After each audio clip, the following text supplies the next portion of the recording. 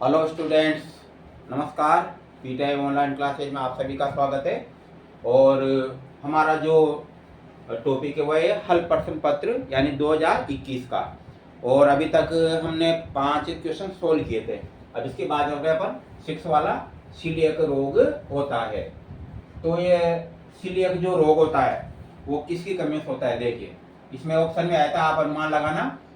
Number A में तो होता है इसमें vitamin B12, vitamin B12। B में था इसमें विटामिन B6,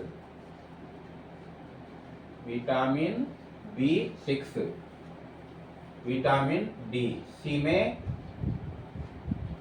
विटामिन डी और डी में विटामिन ए।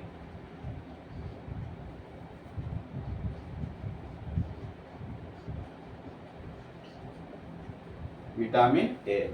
तो इसमें से कौन सा राइट होगा? सीलिएक रोग होता है यानी जिसमें खून की कमी हो जाती है और सामान्यतः जैसे है ना चक्कर आना आदि इसमें प्रॉब्लम आती है।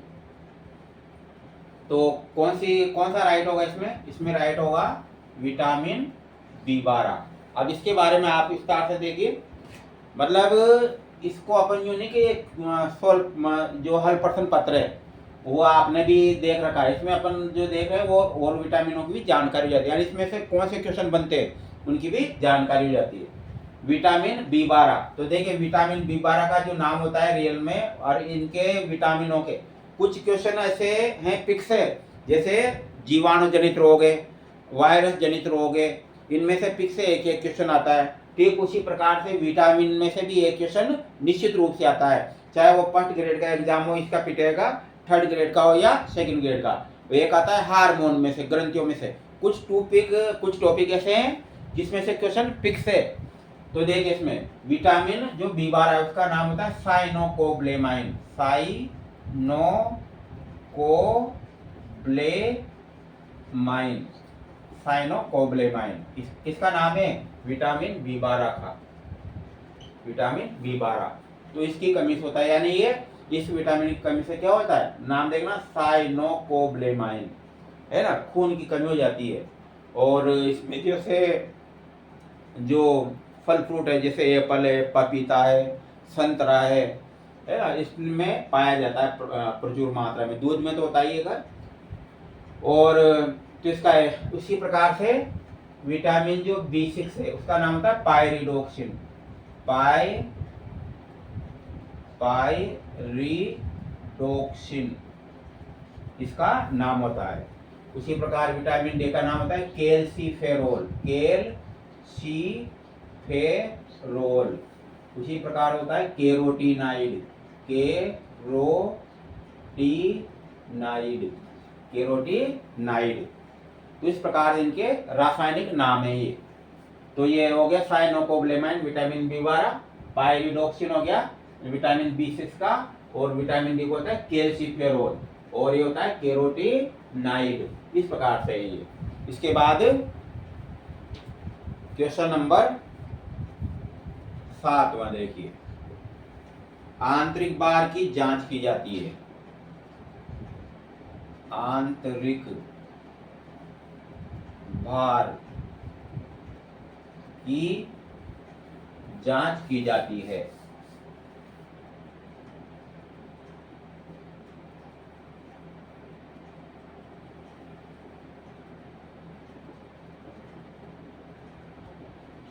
आंतरिक भार की जांच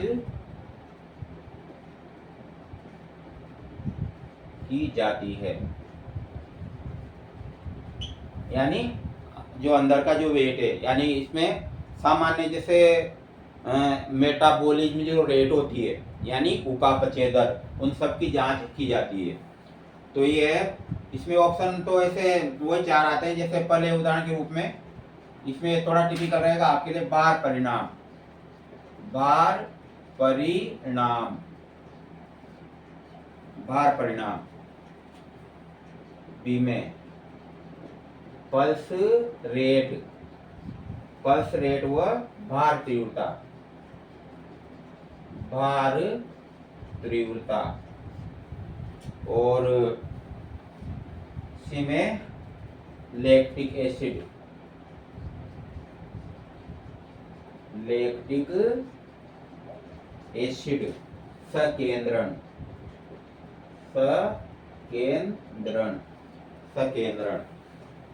आंतरिक अभिप्रेरणा, डी में आंतरिक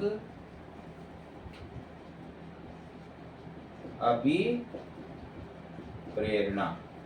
तो इसमें से कौन सा राइट होगा? तो देखिए, आंतरिक भार की जांच की जाती है, मतलब किसको आधार मान करके?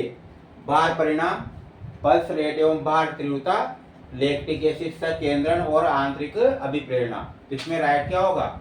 ये वाला, पल्स रेट व भार तीव्रता। अगर भार बढ़ता है तो आपने देखा होगा बहुत से व्यक्तियों में क्या है, पल्स रेट बढ़ी हुई आती है। तो इस प्रकार से इसको नापते हैं इसको। और इसके बाद क्वेश्चन 8, कंडरा, वहां कंडरा लिखा हुआ आया था, मैं आपको क्वेश्चन का नाम बता दूं, टेंडेंस, टेंडेंस भी कहते हैं इसको। कंडरा जोड़ती है, यह आपको पहले भी मैंने समझा दिया, दो चीजें बताई थी, कंडरा और एक थे लिगामेंट्स, यानी कि स्नायु।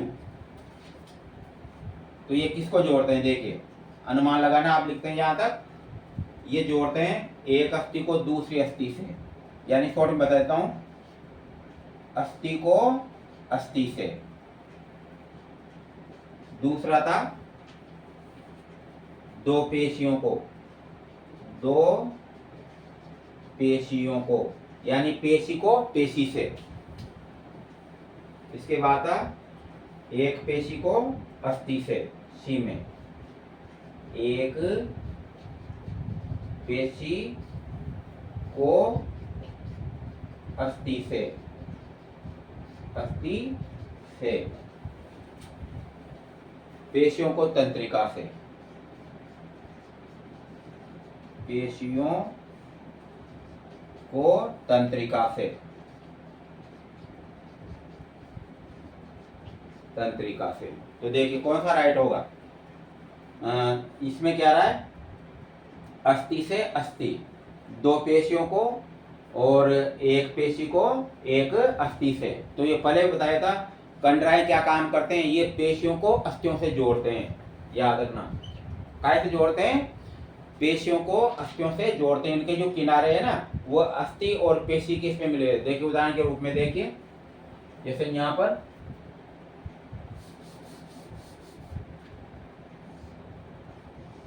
ये अंश मेखला,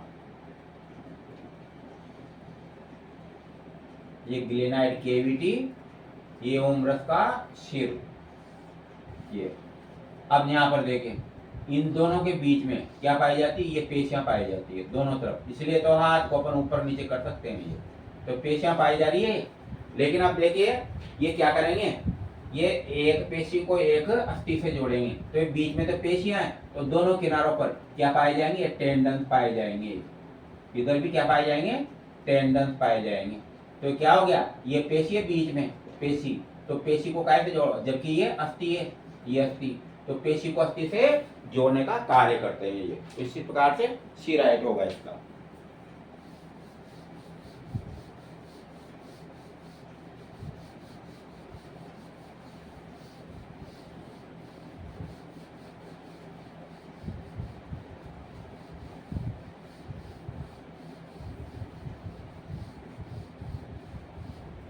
इसके बाद चलते हैं नंबर 9 में। कौन सा अंग मानव शरीर में अंतःस्रावी के साथ बहिःस्रावी का कार्य करता है? नंबर 9 में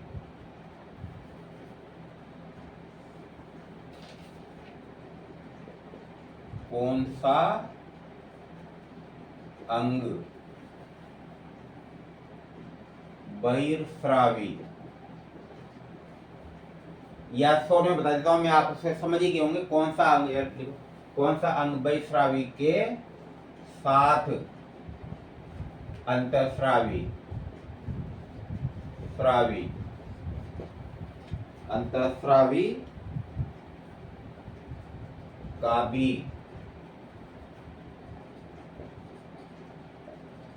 कार्य करता है।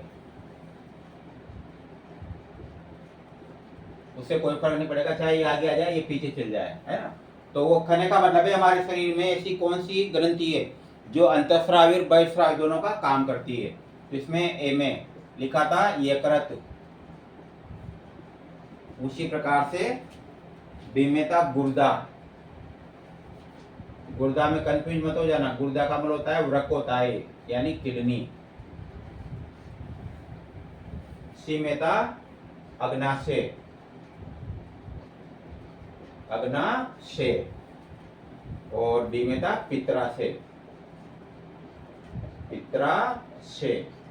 तो इस प्रकार से ये था। तो कौन सा राइट है इसमें, जो सामान्यतः बहिःस्रावी और अंतःस्रावी दोनों का कार्य करता है, जिसको क्या कहते हैं प्रकार से बहिःस्रावी ग्रंथि, बहिःस्रावी ग्रंथि कहते हैं, बहिःस्रावी ग्रंथि। तो इसमें क्या आएगा, अग्नाशय। ग्रंथियां 3 प्रकार की होती है, जानते हो ना कौन कौन सी। एक तो ये नाम है बहिःस्रावी, दूसरी है अंतःस्रावी, अंतःस्रावी, तीसरी होती है मिश्रित, मिश्रित। ये बहिःस्रावी नलिका युक्त ग्रंथियां होती है। क्या होती है, नलिका, ऐसी ग्रंथियां जिसमें नलिकाएं, ऐसी ग्रंथियां जिसमें अपने स्राव को ले जाने के लिए नलिकाएं पाई जाती है, बहिःस्रावी ग्रंथियां कहलाती है। मात्र एक अंग है अग्नाशय ग्रंथि। अच्छा, ये बहिःस्रावी तो और भी शामिल है, ये तो मिश्रित ग्रंथि का उदाहरण है। एक प्रकार से ये याद रखना है, मिश्रित ग्रंथि,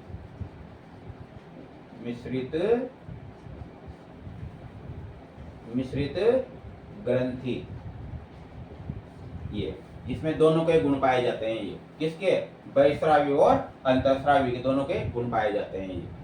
हाँ, मैं बोल रहा था बहिःस्रावी और कौन सी ग्रंथियां जिसमें नलिकाएं पाई जाती है, लार ग्रंथियां हैं। तो लार ग्रंथियों में नलिकाएं पाई जाती है। हमारे शरीर में 3 प्रकार की लार ग्रंथियां पाई जाती है। इसके अलावा मतलब त्वचा ग्रंथियां, मतलब यानी कि श्वेत ग्रंथियां, श्वेत ग्रंथियों में भी नलिकाएं पाई जाती है। कान में पाई जाने वाली सेरुमिनस ग्रंथि, सेरुमिनस ग्रंथि, इस प्रकार से। और एक और है त्वचा में कौन सी ग्रंथि, सीबेशियस ग्रंथि। त्वचा में जिसको तेल ग्रंथि कहते हैं वो होती है सीबेशियस ग्रंथि। तो ये सब में नलिकाएं पाई जाती है। अंतःस्रावी, देखिए ऐसी ग्रंथियां जिसमें अपने स्राव को ले जाने के लिए किसी प्रकार की कोई नलिकाएं नहीं पाई जाती है, क्या कहलाती है, अंतःस्रावी ग्रंथियां कहलाती है। इनसे स्रावित पदार्थों को हार्मोन कहते हैं, जबकि इनसे स्रावित पदार्थों को क्या बोलते हैं, पाचक रस कहते हैं। और मिश्रित ग्रंथि, ऐसी ग्रंथि जिसमें अंतःस्रावी और बहिःस्रावी दोनों के गुण पाए जाते हैं, मिश्रित ग्रंथियां कहलाती है। और इसमें प्रमुख उदाहरण क्या है, अग्नाशय का। इस प्रकार से था। क्वेश्चन नंबर 10, इसमें निम्न में से कब्जा संधि का उदाहरण है। निम्न में से कब्जा संधि का उदाहरण है। निम्न में से कब्जा संधि का उदाहरण है। इसमें दिया गया है नंबर 1 में कंधा,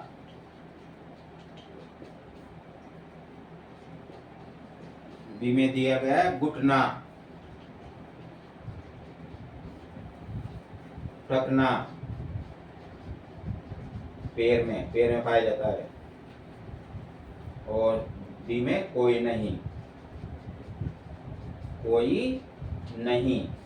तो अनुमान लगाइए, निम्न में से कब्जा संधि का उदाहरण है। कब्जा संधि जानते हो ना आप, जिसको हिंज संधि भी कहते हैं, खूंटी संधि भी कहते हैं, है ना।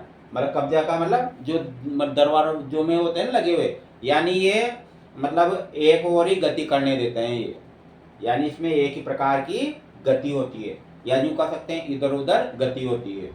तो इसमें प्रमुख रूप से क्या है, देखो कंधे में ऐसा होता ही नहीं, ये कंधा तो स्थिर है। घुटना, ये जो घुटना देखते हो ना पैर में, घुटना है। कोनी, कोनी भी वो इसी का है, कोनी इसमें ऑप्शन नहीं था। अगर घुटने की जगह कोनी राइट, कोनी होता तो कोनी भी राइट होता, तो घुटना इसमें राइट है। टखना तो पैर में पाया जाता है, इस प्रकार से इसका राइट है घुटना। क्योंकि आपने देखा जैसे घुटना तो मैं नीचे इसमें आपको दिखाई नहीं देगा, ये कोहनी जरूर दिखाई देती है। जैसे कोहनी में देखते हैं अपन ये वाला भाग, तो आपने देखा होगा जैसे ये है बीच में, तो ये इधर ये कोहनी का जो है ना ये इधर ही गति कर सकता है, वापस से यूं मुड़ करके गति नहीं कर सकता। तो इसमें एक तरफा गति होती है इस प्रकार से, जैसे गेट एक तरफ खुलता है कब्जे के कारण। इसके बाद है ये 10 हो गया, 11वां।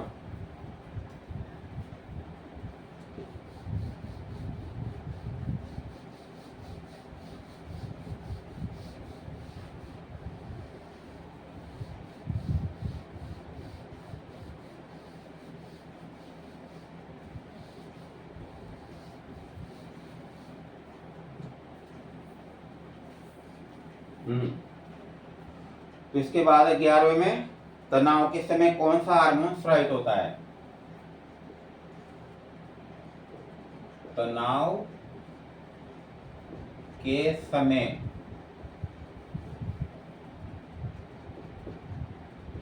कौन सा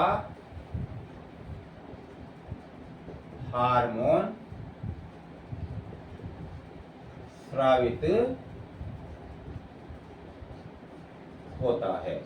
तनाव के समय कौन सा हार्मोन स्रावित होता है? तो इसकी में तनाव के समय देखिए, नंबर 1 में एड्रीनलीन, बी में प्रोजेस्टेरॉन, प्रोजेस्टेरॉन,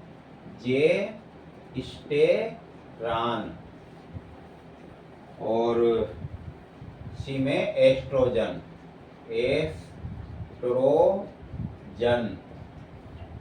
और डी में टेस्टेस्टेरोन, टेस्टेस्टेरोन, टेस्टेस्टेरोन।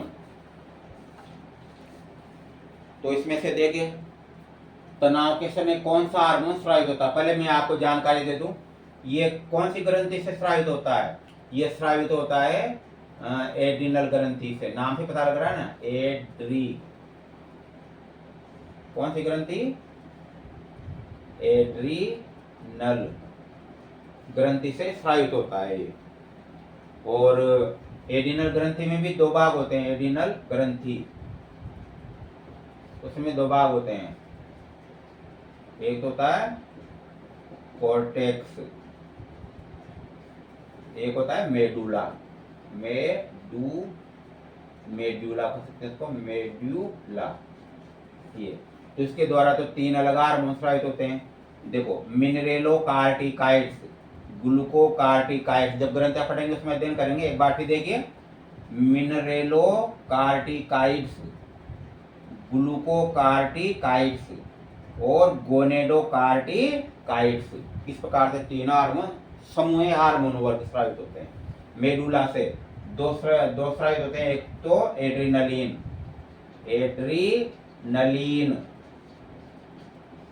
और दूसरा होता है नोर एड्रीनलीन,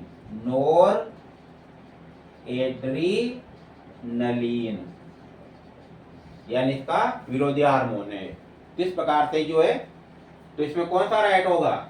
एड्रीनलीन। तनाव के समय कौन सा हार्मोन स्रावित होता है? एड्रीनलीन हार्मोन स्रावित होता है। ये गुस्से वाला हार्मोन भी है, मतलब इसमें जिसमें ज्यादा होती है ना इसकी मात्रा, उसको गुस्सा जल्दी आना, आगे पीछे की सोच नहीं होना। जिसे क्रिमिनल प्रवृत्ति का हार्मोन भी है, क्रिमिनल बनाता है। इसकी मात्रा ज्यादातर व्यक्तियों को क्या बनाती है? क्रिमिनल बनाती है। तो ये याद रखना, क्रिमिनल हार्मोन के नाम से भी जाना जाता है। अभी इसे कल से 1-2 दिन से अपन ने जैसे मलपट दिन पढ़ाया था ना, हल पट, तो उसमें व्यूज थोड़े कम आए। कारण क्या था? जिस वजह वो पेपर से पढ़ा रहे, लेकिन आपने देखा ना खुद इन क्वेश्चनों से किस टाइप के क्वेश्चन बनते हैं, जिस प्रकार से ये इसमें आपको जानकारी हो रही है। तो पहले इसका पता लग जाए ना भाई किस टाइप के क्वेश्चन आते, कैसे बनते हैं। इसके बाद चलते इसमें 12वां।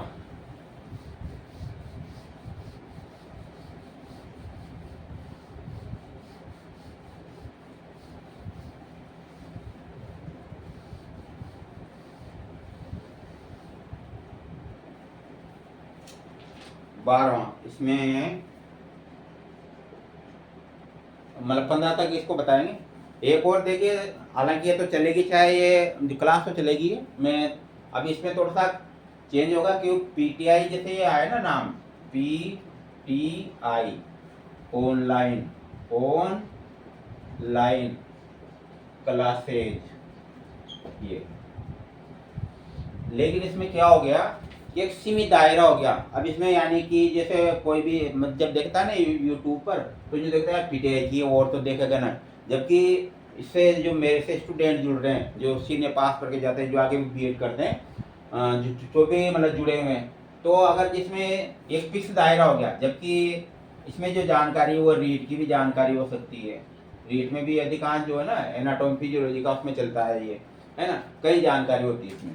तो इसका एक सीमित दायरा है, तो इसलिए इसका नाम बदलेंगे। इसमें कोई सा भी जैसे नाम तो मैं सोच रखा हूँ अभी, एजुकेशन मतलब ऑनलाइन, जैसे आगे किसी का भी नाम रख दिया, जैसे मान लो नाम रख दिया स्टार ऑन लाइन एजुकेशन, ये। अब इसमें जैसे ये नाम जरूरी नहीं कि ये रखूंगा, हाँ और भी नाम हो सकता है, लेकिन इसमें रखेंगे ऑनलाइन एजुकेशन।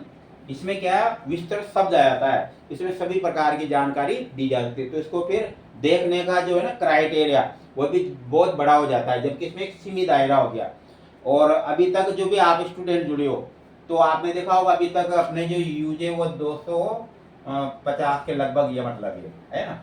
तो अगर ये आगे बढ़े तो इसमें 250 देखा भी नहीं, 230 के लगभग जो भी होगा, मतलब 200 के ऊपर है। अब ये अपने होने चाहिए लगभग 1000 होने चाहिए।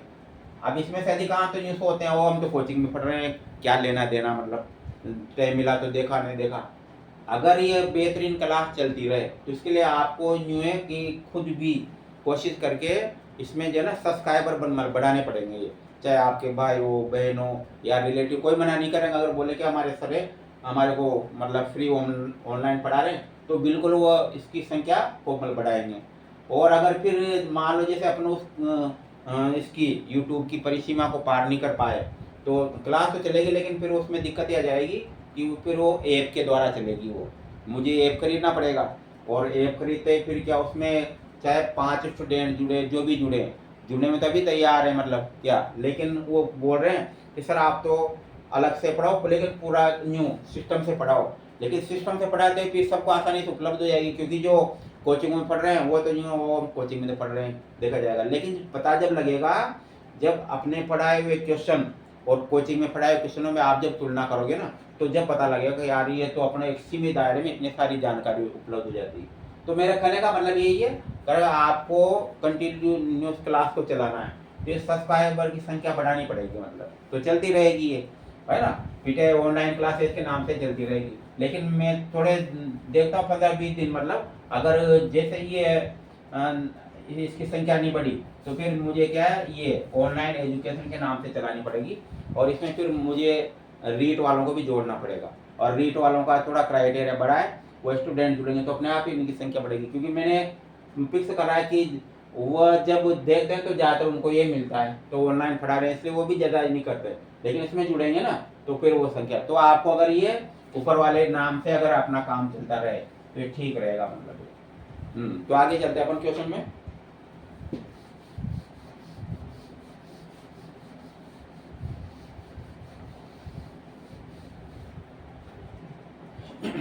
और इसमें देखा, हालांकि कुछ स्टूडेंट का ऐसा काफ़ी योगदान है, जैसे शालिनी नागर है, रेखा दाबा, ये प्रदुमन मीणा है, और भी हो सकते हैं जी, जरूरी नहीं कि मैं आपका नाम नहीं बोल रहा तो आप शामिल नहीं हो, पर पता नहीं लगता ना, क्योंकि जो देखो जो देखता है वहाँ नाम लिख देता है, पता लग जाता है thank you very much sir, तो पता लग रहा है कि ये तो कंटिन्यूस ही देख रहे हैं, मतलब कुछ तो।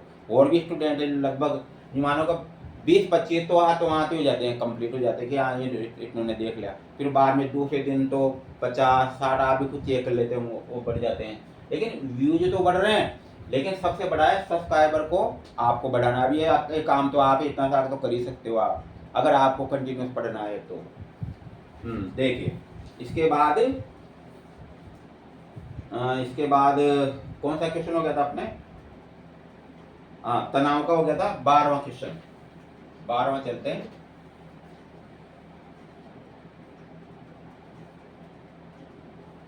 खुले का जोड़ वर्गीकृत है। खुले का जोड़ वर्गीकृत है। वर्गीकृत है। इसमें नंबर 1 में मुख्य संधि, मुख्य संधि, बी में कब्जा संधि,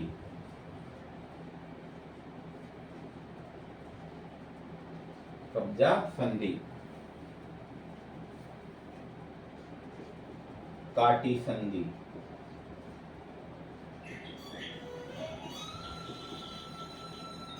कंदुखलिका संधि।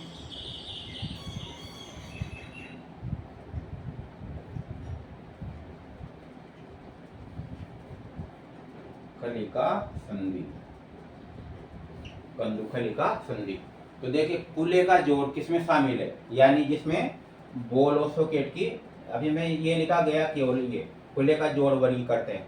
अब देखो मुख्य संधि कोई ये संधि नहीं है, काटी संधि होती है, कब्जा संधि होती है, लेकिन इसमें क्या आएगा, कंदुक खलिका संधि आएगा, जिसमें आपने देखा होगा इस प्रकार से ये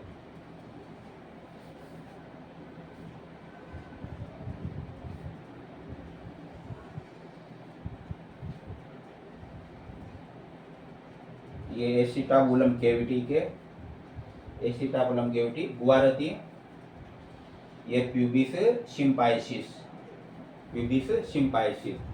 तो इसमें क्या होता है, जो फीमर नाम की जो लंबी अस्थि होती है उसका सिर घूमता है, कौन सी गुहा में, ये गुहा का नाम है एसिटाबुलम कैविटी।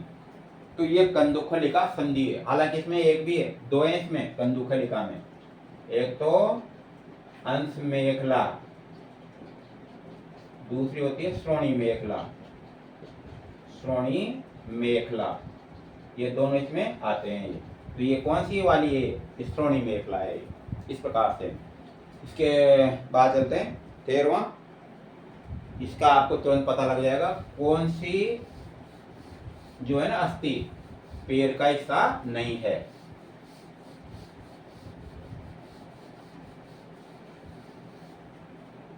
कौन सी अस्थि पैर का हिस्सा नहीं है।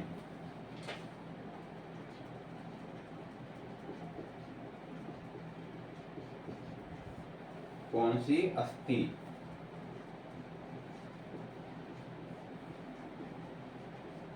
पैर का हिस्सा नहीं है। इसमें कुछ स्टूडेंट का भी धन्यवाद जो इंतजार करते हैं, सर अब डालेंगे, मतलब वीडियो अब सेंड होगा, अब अपलोड होने वाला है, जिसमें वही है ज़्यादातर देखने, जैसे शालिनी नागर, रेखा दाबाई, महिमा चौधरी भी आजकल कंटिन्यू से बिल्कुल वो देखती है, और भी कई स्टूडेंट है जो लगे हुए हैं, प्रद्युमन मीणा है, कभी कभी हाँ ये आजकल जैसे इकराज भी एक्टिव है, तो और भी कई स्टूडेंट होंगे, उन सबका धन्यवाद जो इंतजार करते हैं। थोड़ा सा अभी क्या बीच में चलता है ना व्यवसाय का कार्यक्रम या कहीं सामाजिक कार्य आ गए, तो उसमें थोड़ा सा जो टाइम मिलता है ऑनलाइन बनने का, आसपास आवाज़ें आ रही कोई, तो मतलब थोड़ा सा 9-10 बजे के बाद ही मिलता है। कोशिश ये करूँगा कि फिक्स आपके अपडेट हो जाए, मतलब ये टाइम पे। तो कौन सी अस्थि पैर का हिस्सा नहीं है, तो इसमें देखते हैं 4 अस्थियां दी है। पहला है प्रगंडिका, इसमें हिंदी में नाम आए थे, प्रगंडिका, प्रगंडिका, बहिर्जंगिका, बहिर्जंगिका, बहिर्जंगिका,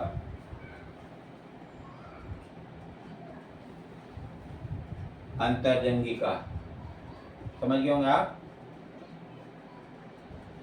जंगिका,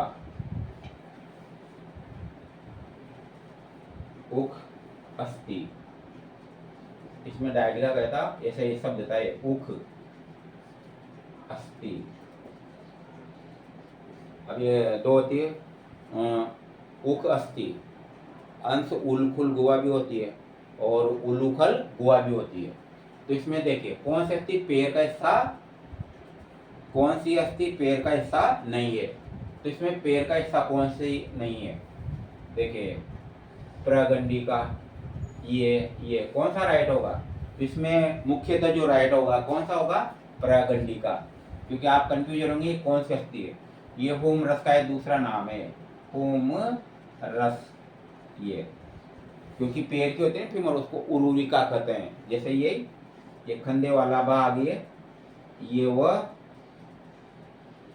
ग्लेनाइड केविटी, और इसमें से जो होम रस का सिर बाहर निकलता है ये, तो इसी को क्या कहते हैं? प्रगंडिका भी कहते हैं। ये होम रस जो आ रहा है ना, ये प्रगंडिका होम रस है।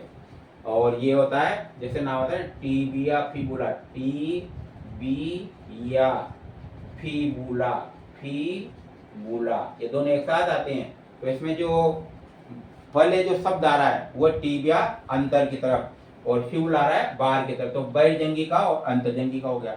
और ये उलकुल जो उख संधि होती है, ये उलकुल संधि हो सकती है।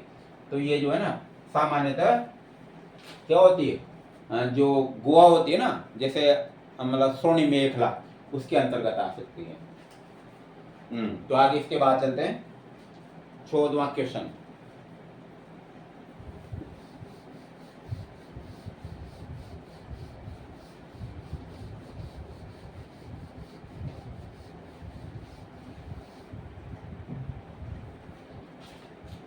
रुधिर का थक्का बनाने में सहायक है। Number 14 question. रुधिर का थक्का, रुधिर का थक्का बनाने में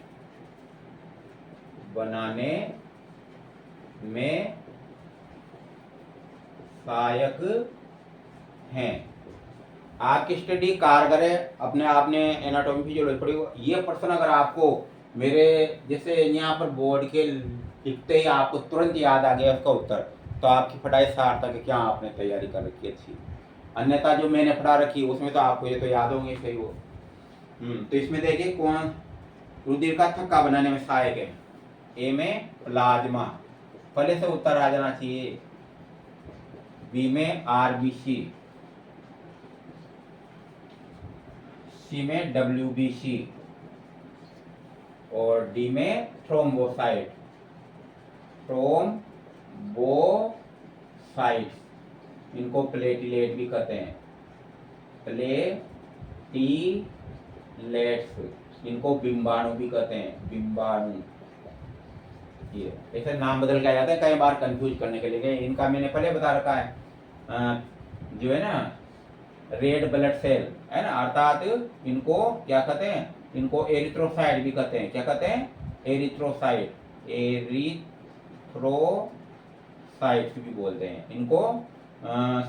रक्ताणु भी कहते हैं, रक्ताणु। उसी प्रकार इनको ल्यूकोसाइट कहते हैं, ल्यूकोसाइट्स, इनको श्वेताणु कहते हैं, श्वेताणु। कई जानकारी आपको पहले बताया। प्लाज्मा, रक्त का लगभग कितना 55% भाग बनाता है, इस प्रकार से। तो इसमें कौन सा सहायक होगा? ये वाला प्लेटलेट्स, यानी रक्त का थक्का इनके टूटने के बाद ही बनता है, क्योंकि इनसे थ्रोम्बोप्लास्टिन नामक जो प्रोटीन होता है ना, वो स्रावित होता है, जिसको मतलब प्रोथ्रोम्बिन भी कहते हैं। प्रोथ्रोम्बोप्लास्टिन, प्रोथ्रोम्बिन, फाइब्रिनोजन, फिर फाइब्रिन, है ना, इस प्रकार से। तो यहाँ से प्रारंभ होती है प्रक्रिया। इसके बाद है पेशी संकुचन के लिए, लास्ट क्वेश्चन है 15वां। पेशी संकुचन के लिए ऊर्जा स्रोत है। पेशी संकुचन के लिए ऊर्जा स्रोत है, ऊर्जा का स्रोत। इसमें दिया है एक्टिन, प्रोटीन है जिनके तंतु बने होते हैं। एक्टिन प्रोटीन है ना। दूसरा मायोसिन, ये भी प्रोटीन है, मायोसिन। नाम सुना होगा ना, एक्टिन मायोसिन तंतु जो बने होते हैं। एक तो मायोसिन, और सी में एक तो मायोसिन, और सबसे लास्ट में दिया है डी, एटीपी। तो कौन सा राइट होगा इसमें? तो इस सिस्टम को चलिए ऊर्जा स्रोत, तो बिल्कुल राइट है कौन सा? एटीपी, क्योंकि ये तो ऊर्जा का स्रोत होता है। माइटोकॉन्ड्रिया में जो ऊर्जा बैंक के रूप में काम करते हैं। पूरा नाम है एडिनोसिन ट्राइफास्फेट। एक बार फिर देखिए, एडिनोसिन ट्राइफास्फेट, यानी क्यों? इसमें फास्फेट के 3 समूह रहते हैं, 3 समूह। जब कोशिका को ऊर्जा की आवश्यकता होती है, ये कोशिका ऊर्जा की आवश्यकता है, तो यहाँ से ये फास्फेट का समूह टूट जाता है। टूटते ही ये एटीपी का बदल जाता है एडीपी में।